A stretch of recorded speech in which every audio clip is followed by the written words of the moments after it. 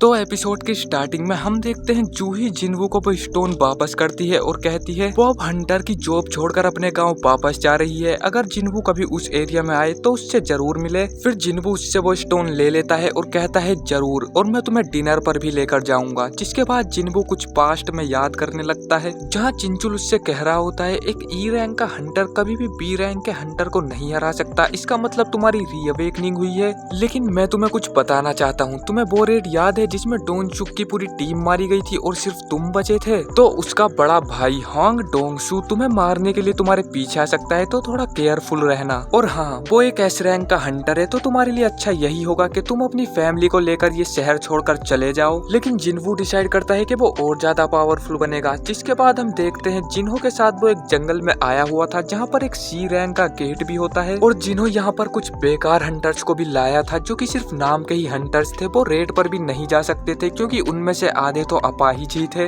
फिर जिन्हो उन्हें अपने कॉन्ट्रैक्ट के बारे में समझाता है। वो बताता है डंजन में रेड के लिए सिर्फ वो दोनों ही जाएंगे और उन्हें सिर्फ बाहर बैठकर वेट करना है और उसके लिए उन्हें 3 मिलियन येन दिए जाएंगे। फिर जिन्वू एक स्टोन निकालता है जो कि उसे कैंग को हराने के बाद मिला था, और जैसे ही वो स्टोन को फोड़ता है उसके अंदर कैंग की गायब होने की एबिलिटी आ जाती है। फिर हम जिन्हा को देखते हैं और आज कॉलेज में उसकी फ्रेंड नहीं आई हुई थी क्योंकि ये लड़की उन हंटर्स के साथ थी। जिसके बाद जिन्हो और जिन्वू डंजन में जाते हैं और वो 1 घंटे में ही बॉस को हराकर वापस आ जाते हैं। आज उन्हें 3 गेट के अंदर जाना था जिसकी वजह से हंटर्स एक दिन में ही 3 मिलियन येन कमा सकते हैं और उन्हें ज्यादा कुछ करना भी नहीं है, सिर्फ वेट ही करना है। जिसके बाद हम डंजन के अंदर का सीन देखते हैं जहाँ जिन्वू मॉन्स्टर को हराता है और जिन्हो क्रिस्टल की माइनिंग करता है। डंजन में रेड करते करते जिन्वू की स्किल्स भी काफी बढ़ने लगती हैं और वो बैठकर सोच रहा था क्या उसे डीमन कैसल में जाना चाहिए। फिर वो सोचता है कि अभी के लिए रहने ही देते हैं। तभी उसकी स्क्रीन पर एक नोटिफिकेशन आता है कि प्लेयर क्वालिफाई हो चुका है एक जॉब चेंज क्विस्ट के लिए। ये काफी अलग तरह का क्विस्ट है और अभी इसके बारे में हमें कुछ नहीं बताया जाता है। फिर हम व्हाइट टाइगर गिल्ड का एक सीन देखते हैं जहाँ के मैनेजर आन को एक एम्प्लॉय आकर बताता है कुछ सी रैंक के डंजन को खरीदने के लिए यूजिन कंस्ट्रक्शन के प्रेसिडेंट के बेटे ने 150 मिलियन येन खर्च किए हैं। फिर मैनेजर जिन्वू का नाम भी उसमें देख लेता है और उसे याद आता है ये तो डबल डंजन में भी था, कुछ तो गड़बड़ जरूर है। उसे लग रहा था कि जिन्वू की रीअवेकनिंग हुई है, इसलिए वो जिन्वू को अपने डंजन में इनवाइट करने की सोच रहा था। फिर वो वहीं पर जाता है जहाँ पर वो रेड कर रहे होते हैं और वो देखता है वहाँ पर तो पिकनिक चल रही होती है। ये देखकर वो समझ जाता है कि ये सब लोग यहाँ पर मजे कर रहे हैं और जिन्वू रेड के लिए अकेला अंदर गया हुआ है, मतलब कुछ तो गड़बड़ जरूर है। जिसके बाद वो वहाँ से चला जाता है। फिर हम देखते हैं जिन्वू रेड करके बाहर आया होता है और वो जिन्हो से कहता है तुम कल के गेट कैंसिल कर दो, मुझे थोड़ा काम है। फिर हम चॉय का एक सपना देखते हैं जहाँ पर शायद उसकी कोई फ्रेंड मर गई होती है। ये जरूर जोजो आइलैंड का होगा जहाँ पर डंजन के ब्रेक होने से बहुत खतरनाक युद्ध हुआ था, जिसके बाद उस आइलैंड पर मॉन्स्टर्स ने कब्जा कर लिया था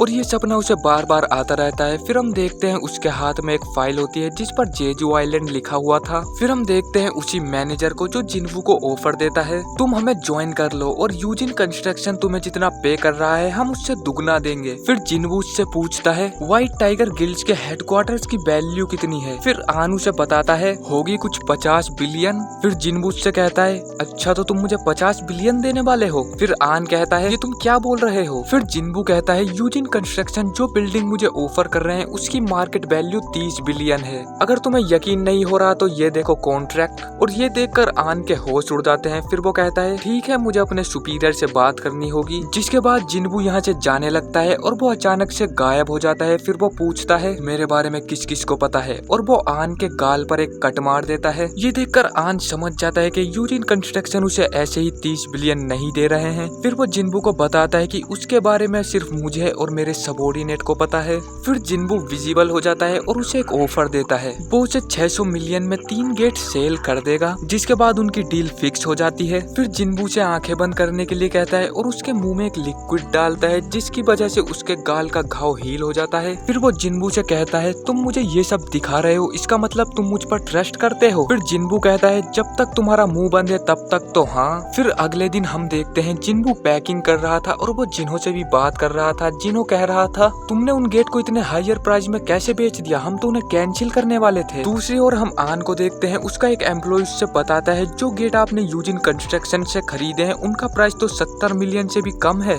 मतलब उसके साथ स्कैम हो चुका था। तभी उसे जिन्वू का मैसेज आता है जो तुमने मेरे ऊपर नजर रखी ये उसकी कीमत है। फिर आन सोचता है चलो जो हुआ अच्छे के लिए हुआ और उसे जिन्वू का नंबर भी मिल गया जो उसे फ्यूचर में काम आ सकता है। फिर हम देखते हैं जिन्वू को जो कि गाड़ी में बैठकर जा रहा होता है जॉब चेंज क्विस्ट के लिए और ये एपिसोड यहीं पर खत्म हो जाता है। तो वीडियो पसंद आई हो तो लाइक कर देना, चैनल पर नए हो तो सब्सक्राइब भी कर ही लेना। मैं मिलता हूँ आपसे बहुत जल्द किसी नेक्स्ट एपिसोड में।